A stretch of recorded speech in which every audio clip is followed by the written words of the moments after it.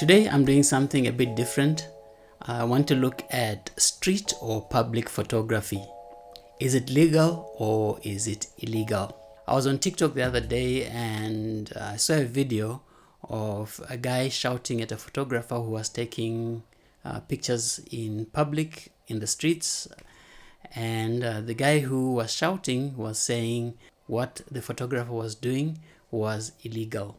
So I jumped in on the discussion and pointed out that in Nairobi or in Kenya, people have been conditioned to believe that street photography is illegal. If you've been in photography a long time, if you've done filming in Nairobi for a long time, you will hear a lot of stories of people who've been arrested or at the very least harassed by the police or city council officials for plying their trade in public. So people generally think public photography is illegal. Now, a disclaimer, I'm not a lawyer, so whatever I'm going to be saying here is not legal advice, but just advice from experience in the field. So to get straight to the point, there is no law against public photography in Kenya, but there are some conditions that you have to observe or you have to be careful about.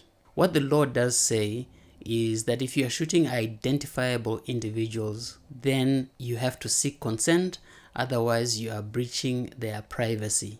And that is covered in the Constitution. I think it's Article 31. And then you have other laws that might come into play, such as the Data Protection Act, the Copyright Act, and the Computer Misuse and Cyber Crime Act.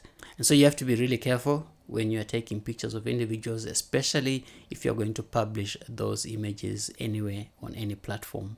Now, this makes productions really tricky because if you're shooting in public, there's no way you're going to be able to get consent from everyone that's going to appear in your images. The second thing you have to be really careful about with public photography, you have areas that are called protected areas where you are not allowed to shoot. So places like government buildings or army barracks, areas that are sensitive to the country's security, you are not allowed to shoot.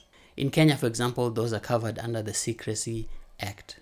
And if you want to shoot, if you're a professional and you want to shoot in those areas, then you have to seek special permission to be able to shoot in those areas. Now, there's a difference between totally restricted areas like army barracks and partially restricted areas like the airport.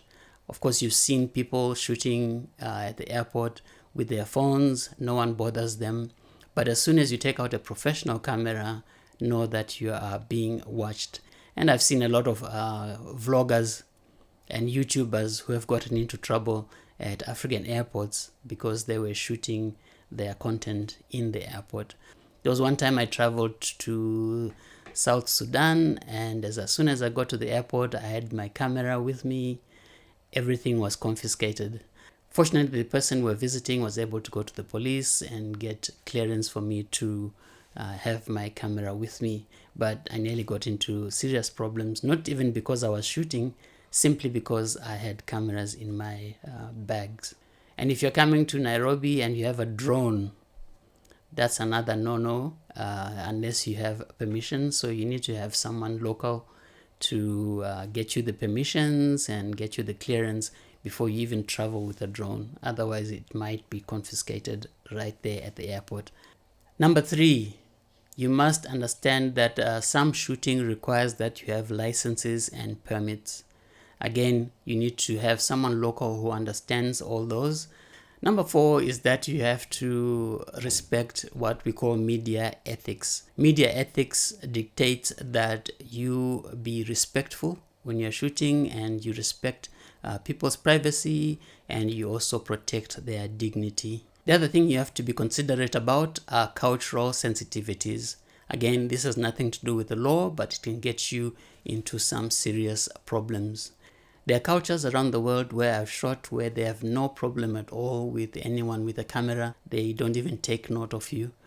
But if you do the same thing in other countries, as soon as your camera comes out, you are a subject for suspicion. And there are times where I've gone and I've shot in very deep rural areas where they still believe that if your picture is taken by a camera, that camera is capturing your soul and your soul is going to be sold. So you have to be careful where you're shooting, understand the culture, understand the laws, understand the people's attitude towards photography so that you don't get yourself into problems.